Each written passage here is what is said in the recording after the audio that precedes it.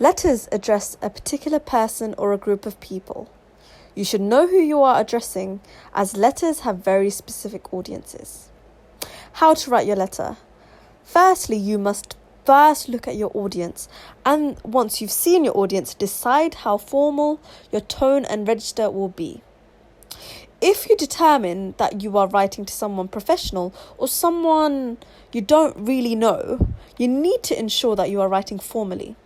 To do this, you need to use formal greetings such as dear sir/madam, use sign-offs such as yours sincerely, and also use standard English and more formal vocabulary such as, using experts' opinion, we have decided to close down the school until further notice.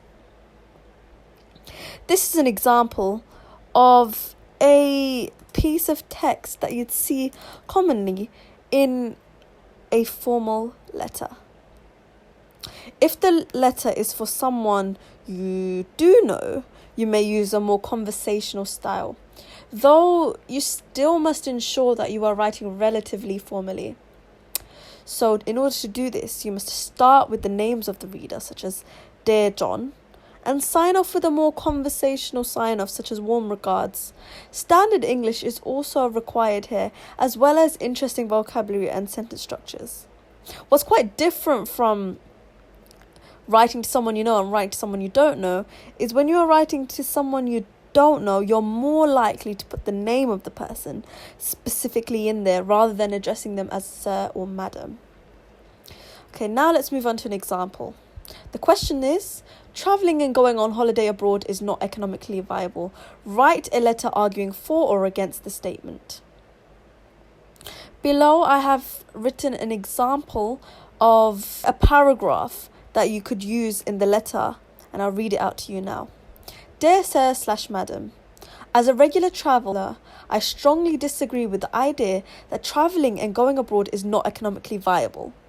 For holidays abroad are now cheaper than ever, with the increase in the number of planes and airports increasing the supply of holidays, thus significantly dropping the prices of plane tickets. Furthermore, it isn't even just the journey that has become cheaper, but also the hotels, as it is now possible to get extremely cheap hotels with the increase in availability of price comparison sites. Hence, now staying abroad can be cheaper than even booking or planning your own staycation.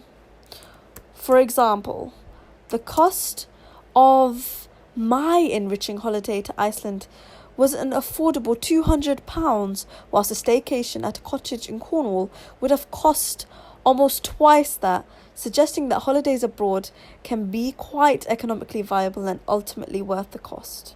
Yours faithfully, Richard Simmons. So here was an example of quite a formal way in which to write a letter, as we do not really know the person that we are writing this letter to. Hence, we are required to write more formally. This is exemplified as I started with Dear Sir/Madam and ended with Yours faithfully. And throughout, my vocabulary used was very, very formal.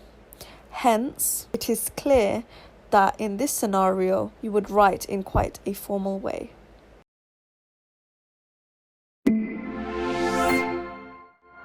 I hope you found this video useful. Support us by liking, subscribing and sharing with your friends. If you have any questions, post it on our forum at examqa.com.